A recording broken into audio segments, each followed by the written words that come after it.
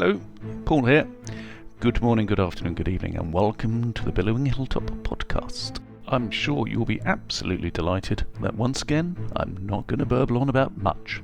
We've got a fast and fun-packed episode for you this week, and I'm sure it'll be over in a flash before you know it. Please enjoy episode 77. Let's get serious.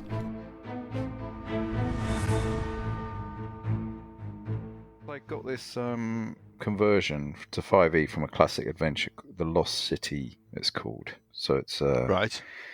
I've forgotten the name of the publisher, but they've done a really nice job.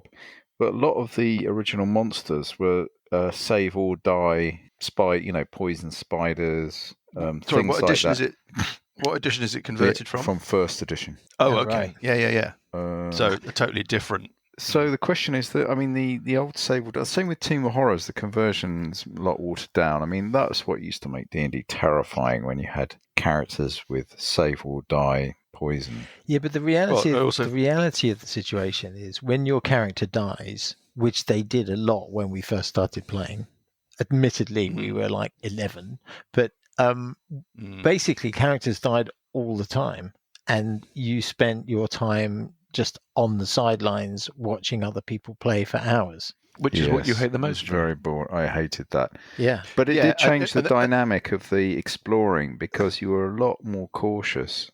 Yeah, and that's Yes. bad as well because it slows down gameplay. It made it fun, Yes. though. No, but I think that's a difference, though, because you used to have the situation where not every challenge could be met. Yes. Whereas in most of the adventure paths now, they're all level appropriate challenges. Very occasionally, Well, you find something that's a little bit too, the sandboxy nature is quite rare. Yeah, that is an interesting, because that is a third edition. That's an artifact of third edition. The idea that there is a level. Well, actually, oddly, do you remember Monster Mark in White Dwarf back in the late Weirdly, 70s, early I do.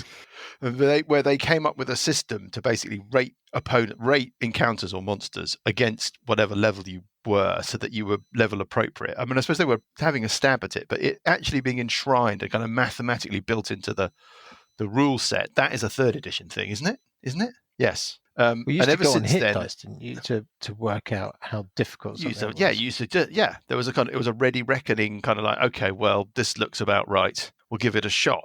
But there's this assumption that I don't know, Graham's right, the idea that there might be a dragon in a cave and your first level, and the answer to that is don't go into the cave with the dragon Pota was supposed to be like that. You went down one of the temples, and it was far too high a level for you, but you kept Princess of the Apocalypse readers. you kept trying to do it.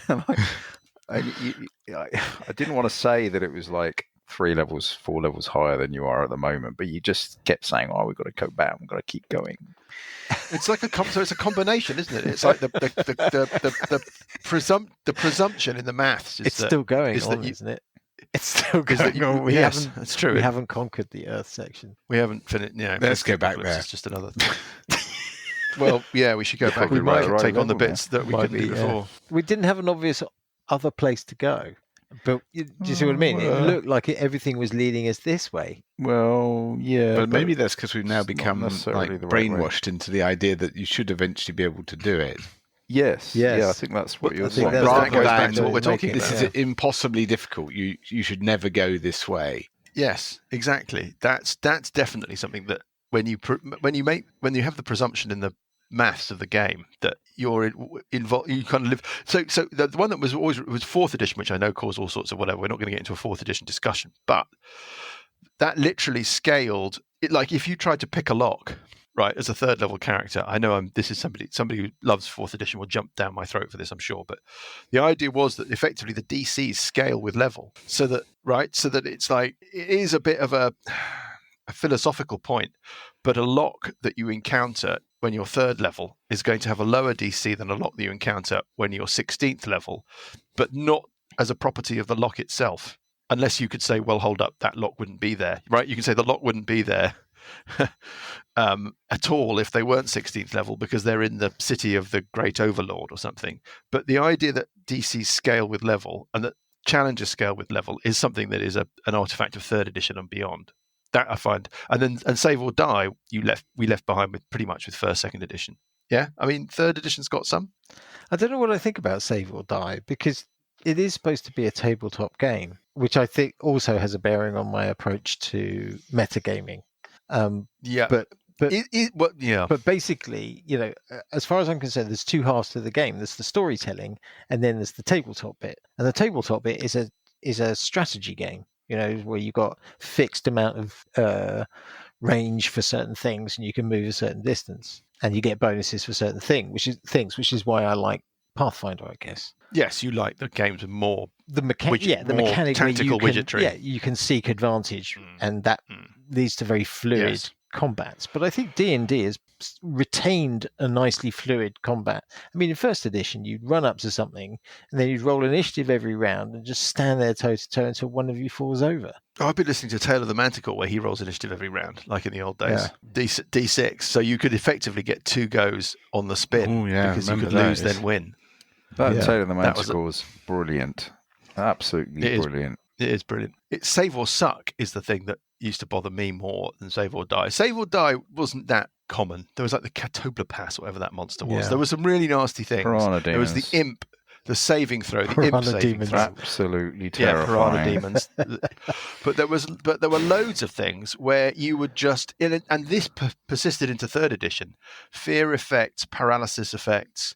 You were just out of the game for the rest of the afternoon. Yeah. And it's just a question of whether or not you like that level of jeopardy, and that brings in an atmosphere in the game. Yes, that peril makes the game more fun. There's some guys that I don't want to get into that, but I think that can make the game more fun. But yes, it takes away the tactical figurine-based combat, grid-based combat game that you like so much, Dan. Because but there's certainly something to be said for a mixture, I think. Where and there are save or die effects if you want to use them as a DM. Well, in 5th edition, yes, and also you can change any rule you like. But you got to remember also, as we've got older, we tend to play more pre-written stuff.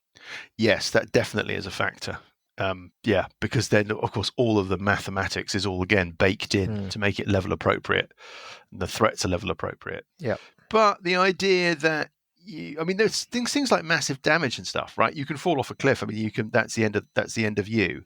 But it's just that element where perhaps people aren't fearing. I don't know. I think also as you get older, we Yeah. become more subtle in the way that we put stories together. I mean, the way that the campaigns, the Malazan campaign, things like that. It's more about the story. There's less.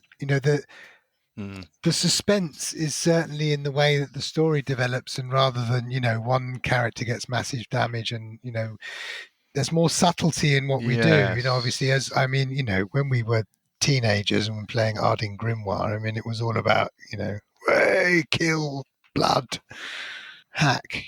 But it was a mechanic, wasn't it? The story was the same every time, and essentially you have at any given time you have 3 choices. It's like door number 1, door number 2, or door number 3. Yeah. Yes, agreed. It was a pretext in order to do effectively square bashing, corridor crunching, dungeon crawling with fights. And then basically adventure paths came along that kind of moved the thing away from that binary thing, or managed to encapsulate that binary thing in a much more open format, which I like. So you have more story now. I think Pies had a lot to do with that. Yeah. Certainly for us. I mean, it's true. It's probably true to say that a lot of these ideas were out there all the time, and we just didn't engage with them because of the kind of game that we like to play. And that as we sort of drifted into 3rd edition and then to Pathfinder, and we started looking for, and we got much more time poor in terms of being able to generate our own stuff, then you're picking stuff off the shelf. As soon as you're picking stuff off the shelf and you're entering that world of adventure paths and story, but I enjoy it, and otherwise we wouldn't be doing the Age of Worms. Still did. What was that one right at the beginning in second edition? In which we're in the middle of a great big fight against shape-shifting dwarves. So maybe we aren't. Maybe it's not that story based. But anyway, Speaking of which, yes. Speaking of which, shall we? I can. We aren't going to recap, but I will scene set that we left it with Burple. You rather cleverly have cast Enemies Abound on one of these 2 Pitchblade. They're duergar, shape-shifting dwarves.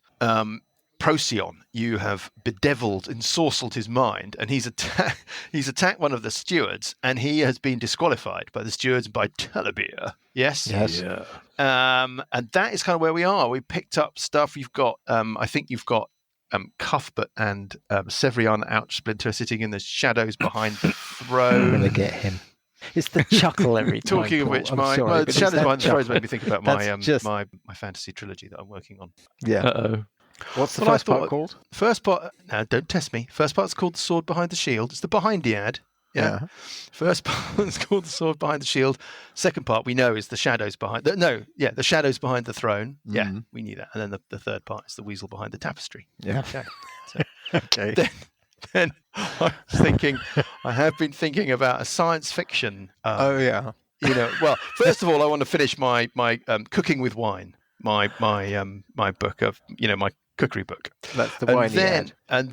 the whiny ad. Yeah. And then I'm thinking a science fiction. I'm thinking A Million Stars Without Number. Yeah. The tautology. I'm thinking of calling it. Yeah? A Million Stars Without Number. And then At the Edge of Infinity would be book 2. And then book 3, I'm thinking Weasel Behind the Spaceship, something like that. I don't know. Anyway, right. Ash as a It is cloud. Burple. We've just had Burple's But round. run away, yeah. Burple ran away. We pick up at the beginning of the. Purple moved, to a safe distance, and I'm Yeah. going to release. I'm going to release the. Oh, are you? That's Dispel. well. That's a very good question. That was my next question, because do you want to keep the thing running? No. You don't. Okay, interesting. That I have to say, in the time between when we last played and now, I picked the other option. But I'm perfectly happy that you're doing whatever you're doing. So Parker on 23. Dear reader, by the way, we've got a large elliptical arena. Procyon has been disqualified. Sirius, his twin brother, is fighting Uncle Buggy in one quadrant of the arena. It turns out that there are pits dug into the arena, hidden ones. Well, certainly 2 that we know of. Buggy fell into one. Parker is in terrible trouble, but has just been healed a little bit by Sessions. Am I getting all this right? Yeah. And Yeah. Alessandra D, known to the crowd only as D, is kind of roaming the arena floor. So Parker. Okay, I am going to move towards. So I got confused. Who's the pink one again? Sirius. Sirius. I'm You've going got to to be move Sirius. back towards Sirius to within 15 feet of Sirius. Mm-hmm. And then What I'm are going your to. hit points looking like at the moment, Parker? I'm on 16 now. Okay. So out of range. Well, so far as you know. Yep. Yeah, well. Fangs of the Fire Snake. and I I'm wouldn't going go to there. why not? He can move and hit you. I will move round the pit Mhm. towards Sirius to within 15-foot range of him. Mhm. And then I will do a Fangs of the Fire Snake, which Mhm. basically allows me to. Attack with your spindly, flamey tendrils. Yes. Yep. Do it. and Let's roll. then I will do that. And so Dice, that basically roll, is. dice, down, roll dice. Yeah, hold on. And I just need to check what the bonus is. So, yeah, that's attacking at +6. Mm-hmm. Here we go. So that means the first attack, I don't think I can bear any more Is- anticipation. a It's a miss. 17 is a miss. 17 is a miss. Second On, attack Yeah. is a 26. Oh, 26 is a hit. That 26 must is a hit on be- Sirius. A hit. So that's 1d6 plus 3. That's 6 points of damage. Yep. The third attack is a 24, 24 is a hit as well. which is 5 points of damage. Mm-hmm. I've forgotten And about the this attack final that you've got, attack- which is 100 attacks at 2 points of damage each. Is also a 24. Yeah, another hit. And Death by 1,000 cuts. Yeah. Oh, that's more like it. that's better, more like it. That's 9 points of damage. 9 points of damage. Yeah. And then I will move, that was 9, 10, 11, and we'll move back 2 squares To stay out of range of it, away basically. to stay out of range. Okay. There we go. That's me done. Sitting on his camping stool with his little Primus stove, reading, flicking idly through the Observer, is Sessions on 22. Yeah, okay. Well, I mean, Sessions feels he should be a little bit closer to combat, but not a great deal, so he will edge his way down the side of the pit. Mm-hmm. Not literally, I mean, round the pit, yeah. That would be so Sessions to just Just climb to the down edge. into the pit. Climb down, close the lid up, and hope no one notices him. And from there, he will do Toll the Dying on which tumbling dice on our friend Sirius. Sirius. Is yeah. it a saving throw? What's the deal? It is a saving throw DC 15 or Wisdom save. What kind of effect is it? It is. No, he fails that save. It's necrotic damage, and Yep. he would take 21 points of necrotic damage, Nice. not having Oof. saved to half. Very nice. Very nice. Very Okay, nice. you failed that save to half. Yeah. Okay. You think some of that, all of that damage got through? Something. Yep. Okay, and that's kind of. I've moved. I've cast a spell. I take another. Standing Bow. there, a tiny little figure at the feet of this enormous duergar barbarian warlord. It is Uncle Buggy. Go Buggy. Right, I'm going to Uncle Buggy, I've just worked. Uncle Buggy, a thought has occurred to me, Uncle Buggy. Yes. You've got your backpack, or whatever it is, with two poles sticking up. Yes. One bearing the head of Hooves, and one bearing the head of Zerxog the Mind Flayer. Yes. Yeah? And you are 3 foot tall? Yep. Okay. I mean, it doesn't affect anything. It's fun, but the idea that the heads are as big as you is quite entertaining. I think. If you see what I mean, it's like Yeah. the idea that it's not like you're a kind of big bulky dwarf with these two things sticking up at the back. It's like you're this tiny little thing, and then there are these two things sticking up. Yeah, They've been hollowed out and stuffed with straw, so they're quite light heads. it's more the scale. I mean, Zerxog's head alone must be 2 or 3 feet tall, with all of the tentacles then dangling Maybe I down. could boil them up and shrink them. Oh, what, like Beetlejuice? Yeah, like the what they used Yeah, to anyway, in off you go. or something. Okay, right. I'm going to attack with my great axe, my OK axe. Yeah, perfectly Um, acceptable axe. Going to ooh, Oh, it's a hit. 25 and Yeah. do the damage.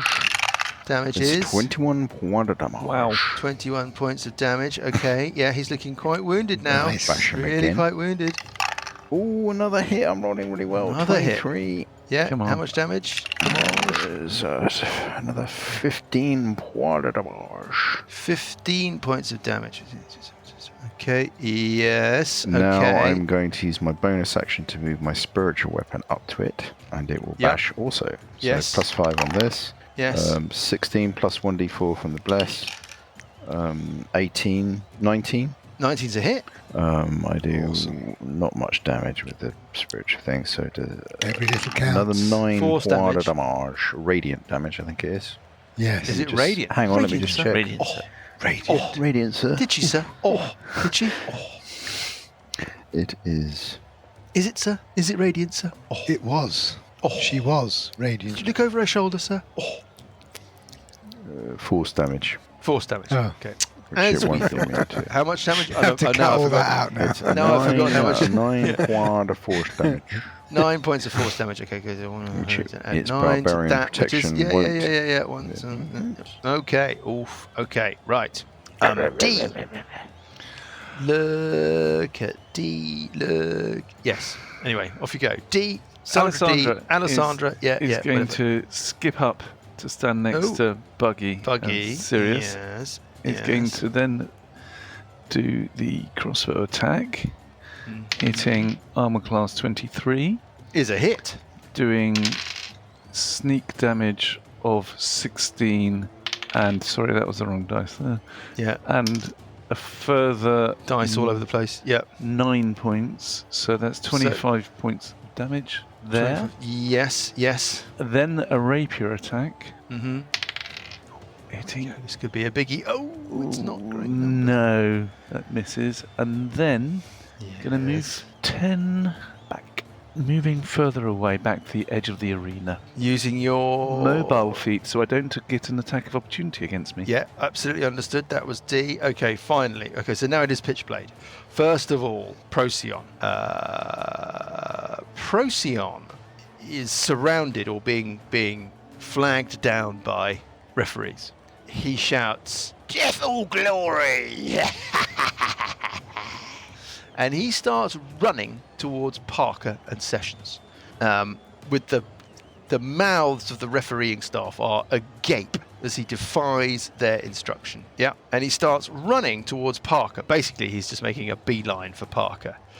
So he gets just in front of the throne, basically in a line between the throne and Sessions, that you hear a kind of clunk, cranking kind of sound from up above, up where the throne area is, and the ground underneath Procyon disappears as a pit opens up underneath him.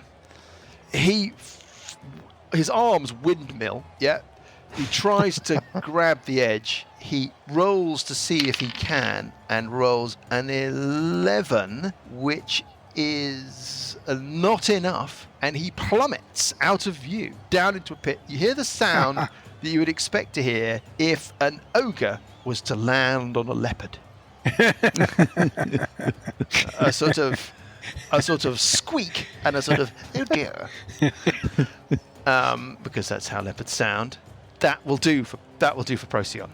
And I think we can sort of abstract this a little. Our friends, the referees, start scurrying up towards the edge of the pit, looking extremely cross. They have been defied. Talabir is standing on the in front of the throne with Rachnian kind of trying to look round him. Yes, Talabir is. Get him out! Remove him from the pit. He's been disqualified. Is there something above us making these pit traps? There's a thing in the throne kind of area. There are people with readied actions in that sort of area. I will just wonder whether they're creating pit traps where they want them. Yeah. Oh no! I'm looking at all the pit traps, Graham. Okay, so there are pit traps. Right. I thought they might have a device that was creating pit traps. No. They do, and they used it to create pit traps before the fight started. Stone shape them or whatever. Yeah. Sirius. Well, Sirius is in trouble. He saw briefly his brother running towards him and then disappear into a hole in the ground, which is obviously not popular. What is Sirius going to do? Well, Sirius is a nutter. So what Sirius is going to do is he's going to attack the nearest person he can, and I'm afraid that is Buggy. But having the form from last week.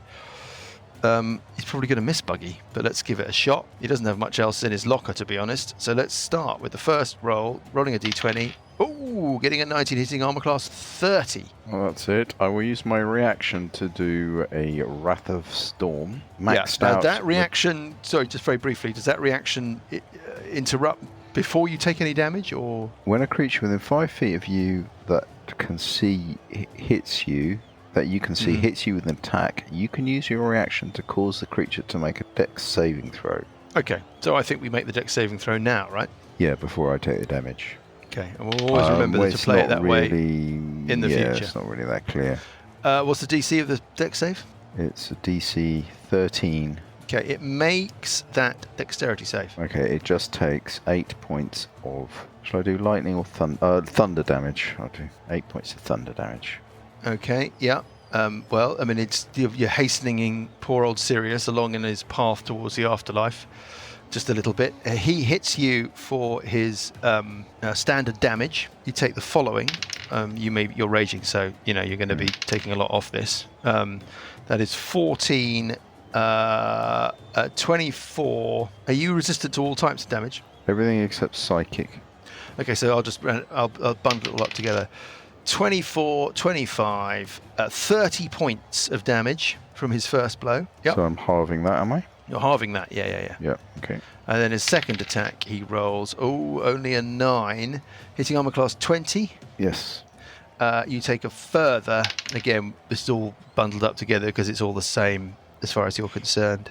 A further 11, 21, 23, another 28 points of damage. Okay. Yeah, that is it for him. I'm just going to see if there's anything else that he can do. No, there's nothing else he's going to do as a bonus action or anything weird like that. So he's clearly fighting on. Burple on 5. I'm going to shout surrender, and because I can't reach anybody, I'm just going to move up next to Session. Okay, and then on 23 it's Parker. You, Burple, D, and the spiritual weapon are all basically orbiting Sirius now, who looks... Parker, you think Sirius looks quite close to the end. Okay, right. Well, I'm going to go up and do the same again. Mm-hmm. So this time 2 steps forward towards him. Yeah, and then And the death by 1,000 old cuts. Yeah. Snippy, Reader, snippy, you can go snippy. off now if you want to make a cup of tea, Reader. Now is the time to do so. One. Leave the show running, and when you come back, 22. Parker will have hit him 18 times for 7 points of damage. 22's a hit. I mean, I could do them all in one go if you No, want it's to. just let's just zoom Near through. to the 22. mind, 7 point. Yeah, 7 points of damage. Yep, got it. Second one. Oops, no, that's the wrong one. Yes, he's looking. Second attack, 13 Is a miss. is a miss. Third attack. is Miss. a 10. It's a miss. Is another miss. Yeah. Bloody annoying. Fourth attack. I don't know, I think it's one Ooh, that's a 21. 21 is a hit. Yep. Is a hit. Doing 6 points of damage. Okay. Yeah. And I'm just gonna have a quick. No, I haven't got any You more key just points. feel left. like That's because it. he's raging and you're doing And like then- 6 points of damage each time, Yeah, and he's I taking know. damage off that you're really not. Yeah, and then I'm going to take 2 further steps back. Yeah, just Get keep yourself out out of of danger in range. sessions. It's your round on 22.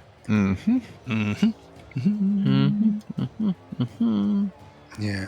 I think Yes. it's whether to try something exciting or just. How wounded does he look? I mean, give me a medicine check. Oh, medicine. I studied that at school quite well.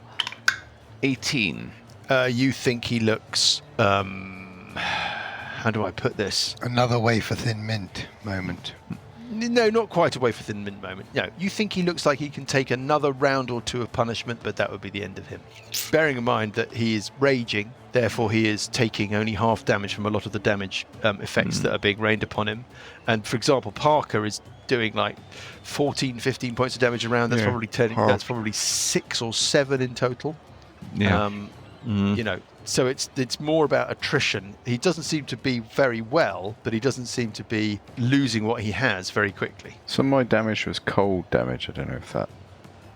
So your resistance, Buggy, against everything except psychic, is that from raging? Yeah, it's a kind of variation on the rage. Or maybe he's got the same thing. Even if he has normal, it'll be slashing, piercing, and bludgeoning. Yeah, but not cold. Not. I think it would be cold. unusual if he had the kind of rage thing that I had. I think. Okay. Okay, I'm going to. Well, I was thinking. Is everyone still using the bless? Yeah. Well, not all of us had it. Okay, those of you that were, it's still proving useful. So I'll just do tumbling dice on him again. DC 15 Wisdom save. DC 15 Wisdom save. He rolls a 10. That is Not a fail. So he takes. Oh, jeez. Oh. 3. 3 points. Okay. Again, I mean, I feel like I made my commentary, at which point I. your general sense is that Buggy is doing loads of damage on this person, that D is doing some damage, and that Parker is just not really doing very much, and nor are you. Yeah. Oh dear. Mostly because Parker's not doing very much damage in the first place, right?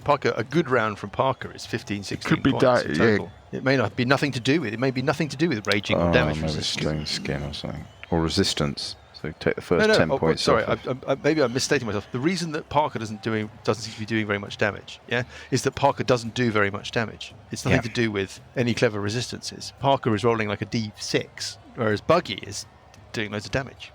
Now that may be being resisted, but anyway. Okay, well, I mean, that's what they're there to do. Yeah, so Buggy, we've moved Right. on from sessions. Is that done? Yeah. Gonna bash Okay, him. Buggy, here we go with with my your frostbrand. adequate axe, sword, whatever it is. No. Oh, it's not good enough. Rolled off the 18. And 19 plus 1d4. 19 is a hit. No, 19 is a hit. And I do the following damage. 16 points of damage, 2 of which is cold. Yeah. Okay. So. And then right. my yes, you spiritual can weapon sort of feel him creaking. Misses. Oh dear. D on 14.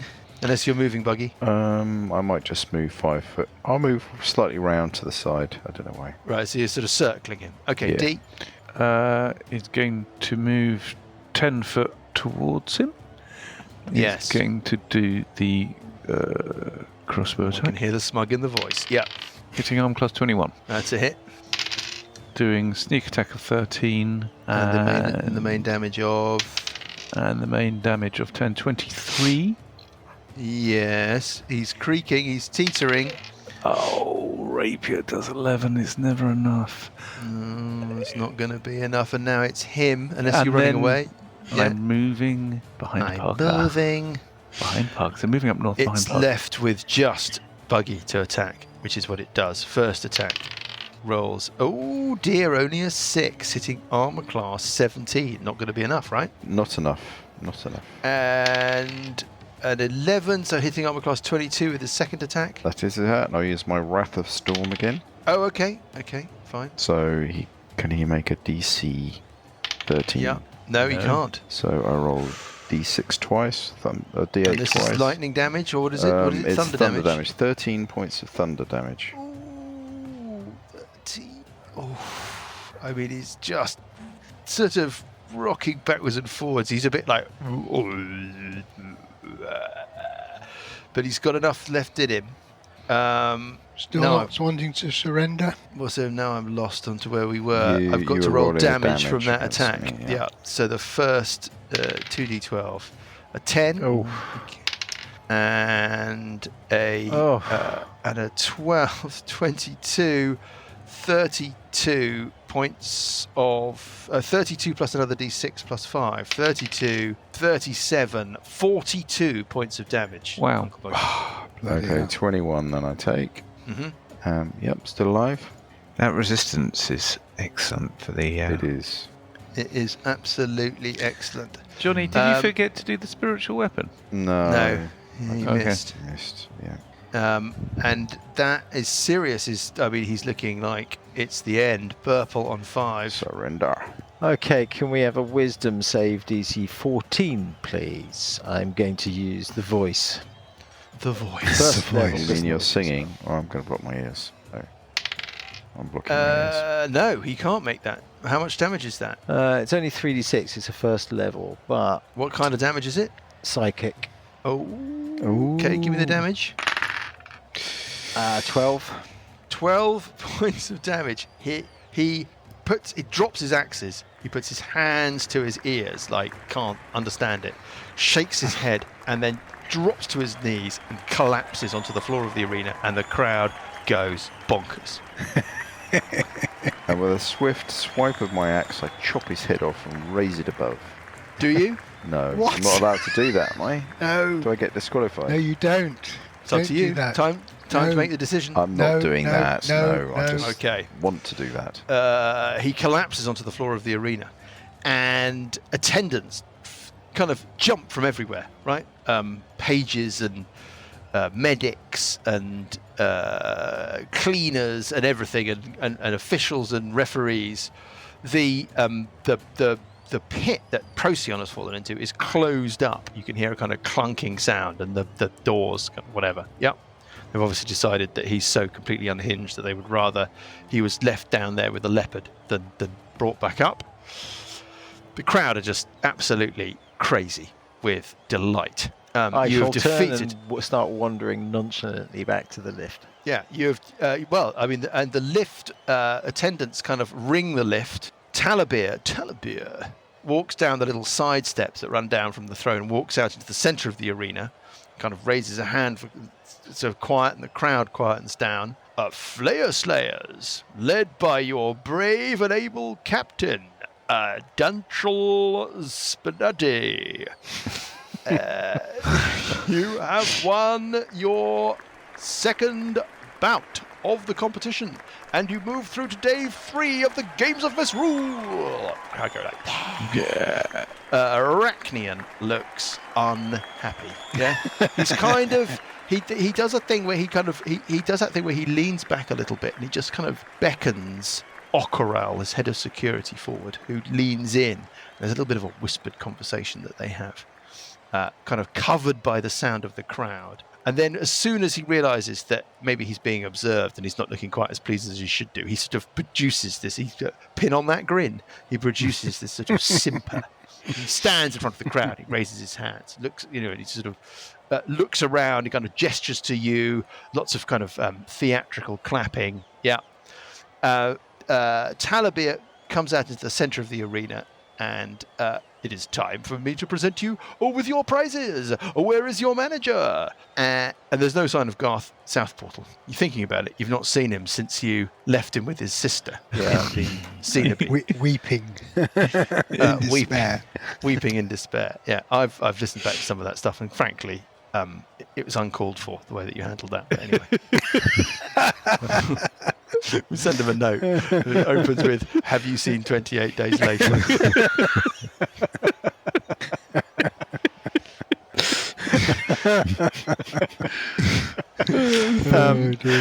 Yeah, absolute genius. So it's time to present you with your trophy. First of all, you receive a handsome cash prize. So he's slightly kind of discombobulated by the fact that Garth Southportal is not there. I shall present the trophy and the winnings to your captain, Bunkle Udley. He kind of he puts a hand out to kind of gesture you forward, Buggy. Yeah. Yeah, I step forward. Crowd I are kind of forward. cheering. Oh yeah, you jump and I spin around. spring. He sort of 30 watches you foot bounce forward. around like, I don't know, like a cat watching a fish in a tank. Yeah, there's a sort of bit of the mask slips a bit with old Talabir. Maybe he's getting a little bit tired of your whatever. Dunkle Chuntley, here's your prize. First of all, this purse of 5,000 gold pieces. Hey. Crowd go. And he hands over this really theatrically kind of clinking purse to you, Buggy. Yep. Yeah, I'll drop into my bag of holding. This attractive, crafted by only the finest artisans.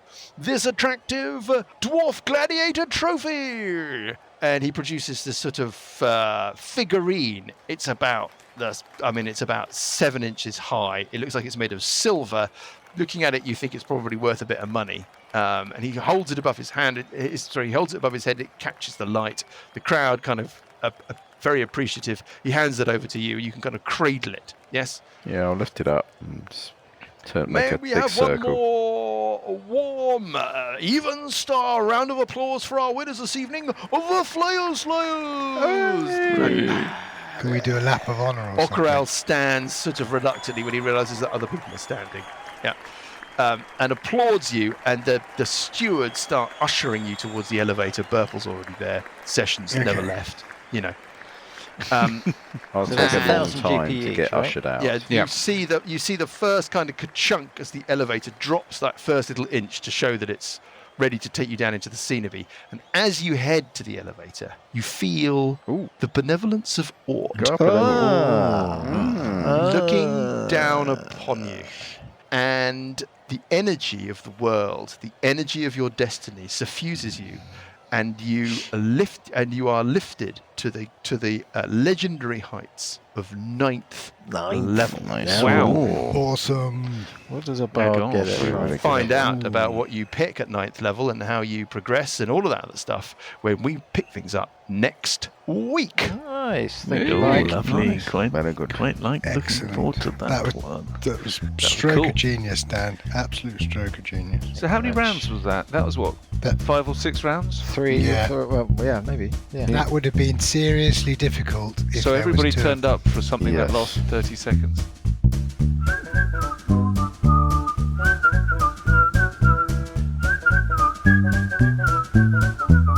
The Billowing Hilltop podcast is a Billowing Hilltop production. Dungeons & Dragons is a trademark of Wizards of the Coast. The Champion's Belt and Age of Worms are copyright Paizo. The Champion's Belt was written by Tito Lietti. Music is from Kevin MacLeod and Incompetech.com and is used with thanks under the Creative Commons license. Additional music and sound effects come from the wonderful Sirenscape. All other original material is copyright Billowing Hilltop. Role-playing games are all about getting people together, and we use Roll20 as our tabletop, the perfect place to host your game, and Discord to host our chat. Thanks for listening.